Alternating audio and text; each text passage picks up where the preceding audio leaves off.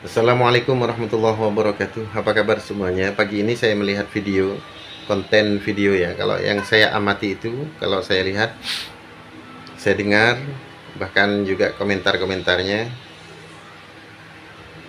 menyudutkan daripada Wali Songo. Seakan-akan Wali Songo ini sangat-sangat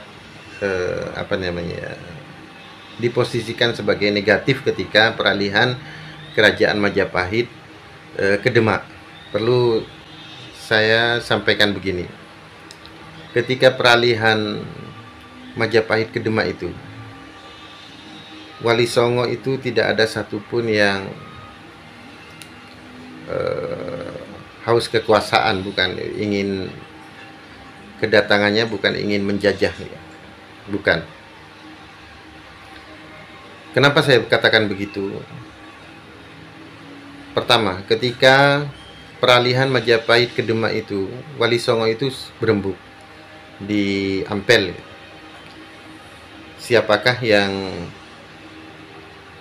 akan didudukkan menjadi estafet ketika Majapahit runtuh itu? Maka semuanya sependapat.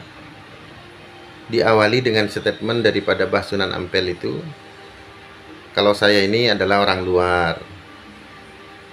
Para wali itu kan orang luar, sehingga yang harus menduduki itu adalah pribumi, yaitu yang paling tepat adalah putra dari raja sebelumnya, jadi putra dari Majapahit sendiri, yaitu Raden Fatah. Oleh sebab itu kemudian di mata masyarakat Islam itu tidak ingin haus kekuasaan, ingin menguasai negeri ini, tidak. Kenapa? Karena Wali Songo itu mendudukkan putra rajanya sendiri. Sehingga kalau misalkan ada yang marah kepada seakan-akan marah kepada Wali Songo, tidak bisa. Kenapa? Karena Wali Songo yang didudukkan adalah putra rajanya, putra Raja Majapahit.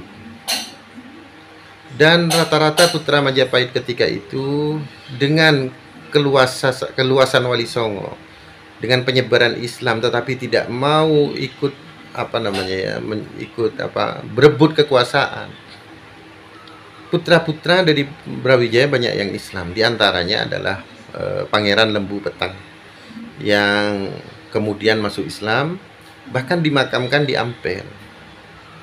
Kenapa putra Brawijaya ini banyak Islam? Kenapa? Karena Wali Songo ini sangat menghargai pribumi, yaitu dengan ketika runtuh Majapahit tidak langsung mengambil alih dan dia menjadi raja, enggak, tapi mendudukkan putra raja sebelumnya, putra pribumi.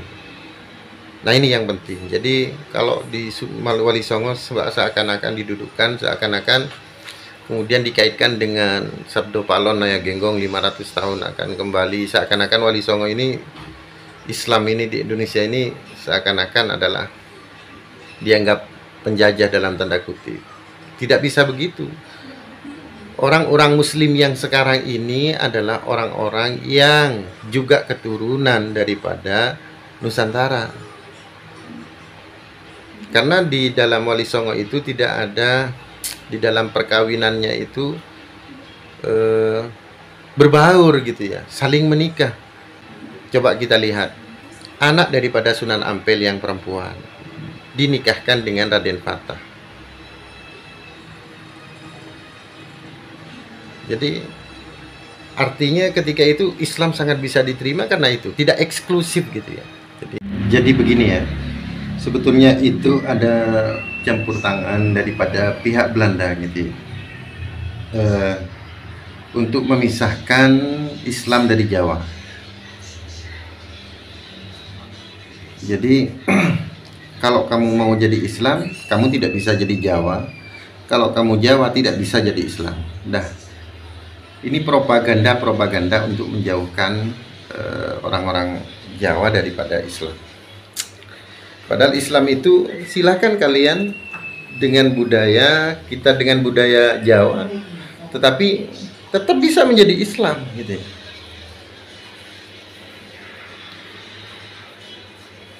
Jadi gimana ya?